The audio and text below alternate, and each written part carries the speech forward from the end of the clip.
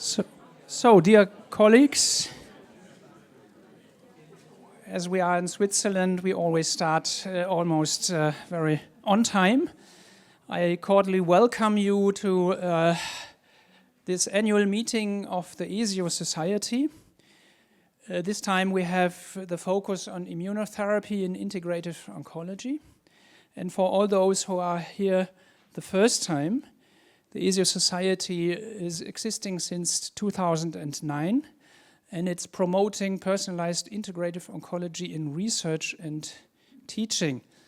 And some of the founding members are in the auditorium here, like Markus Schürmann, Michael Decker, Professor Roman Huber. So although it's a lot of years, you always keep to support the ESIO Society. And the focus is, on the one hand, on research, but on the other hand, on teaching. And today we have the 16th International ESIO meeting. So since 2013, we met in different groups for different topics. And so there is a tradition, and since last year, we have the main talks in English, and since 3 years now we are here in this beautiful place in the Duttweiler Forum. We are getting more and more international, so we have participants, especially in the online streaming of this event from Argentina, Brazil, Colombia, USA, Georgia, United Arabs, India, and from Europe there are some online participants and of course a lot of participants here from Germany, France, Italy, Great Britain and Australia. So for all those who haven't been on the last ESIO meeting, most of the ESIO meetings can be reviewed online on our YouTube channel. So, for example, here are all the presentations from last year from the breast cancer meeting we had. At 6 p.m. you will receive an email if you are ordinary registered on the website for the evaluation form, because for us it's very, very important to learn from year to year what we can improve for this meeting. Some organizational notes I'd like to emphasize. You can receive your training certificate also by 6 p.m. by scanning the barcode downstairs or clicking on the link you are getting via email to register for the certificate, the proof of for joining the meeting.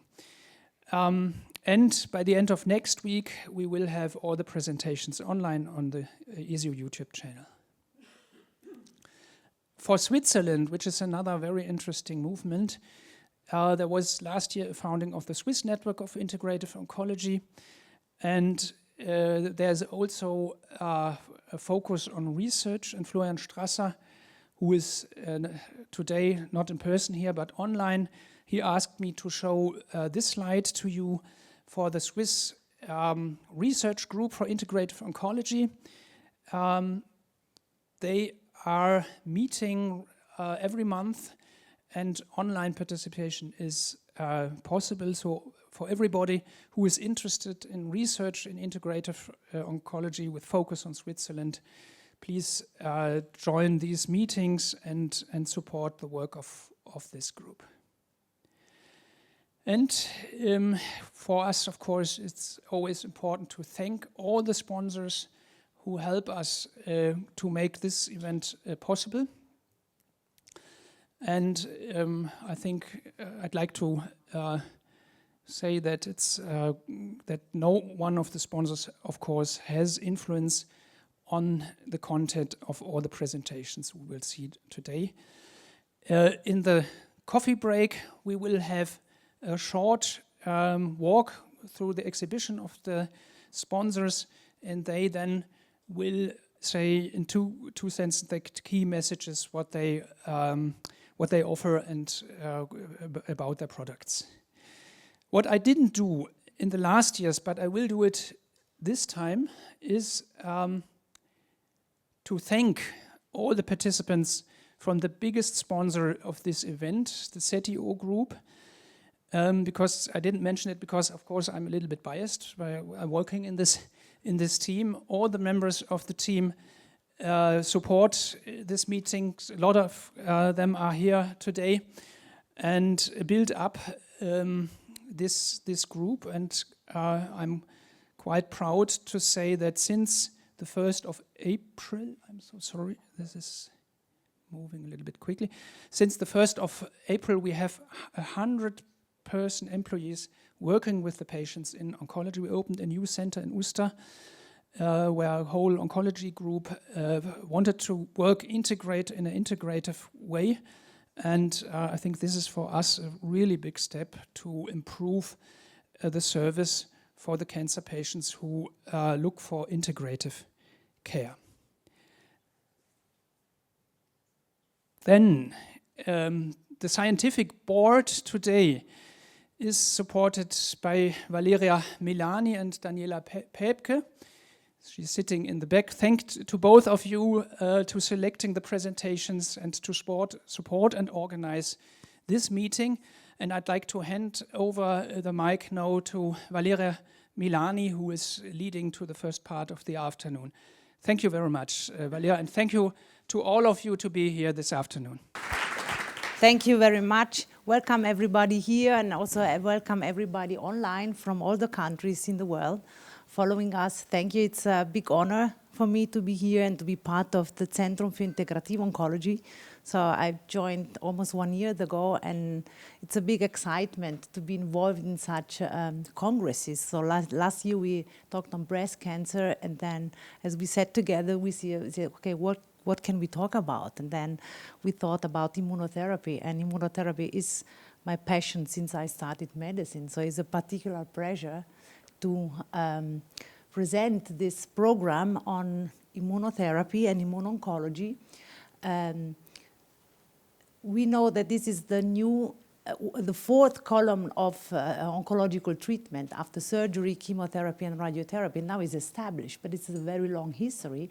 And now after, let's say, 10 years of practice, we have new aspects which we should consider during our practice. So we will go through the highlights, then we will go also to a particular talk on hyperthermia, which is very strongly connected with immunology, and then we will go on more interesting topic on psychoneuroimmunology, the microbiome, which is a very important topic, and then the aspect of immune modulating of phytotherapy.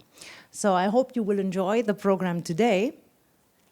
I made very few slides as introduction to this point, just to say that immunology is not something new, and this is not something we are practicing only in the last 10 years. So we started more than 150 years ago, almost in the late 80s, and one of the first who really demonstrated by serendipity probably that the immune system is able to fight cancer. And this was Cooley, and this is my first sentence of my PhD work, because he found out in a patient with a sarcoma then having a septical disease and high fever experienced a spontaneous regression. So he understood that there must be a mechanism based on the immune system that is fighting. And nowadays, after 150 years, and especially last 50 years, and especially the 20s, is an exponential understanding in mechanism and also in drugs, of course. So in the late 90s and 20s, we were talking a lot about innate system, innate immune system, adaptive. But then we had to wait to this point with the checkpoint inhibitors, with this Ellis and Honio, that in the same year described the PD-1 mechanism and the CTLA-4 blockade, and opened really the way to the clinical practice of the modern immunotherapy.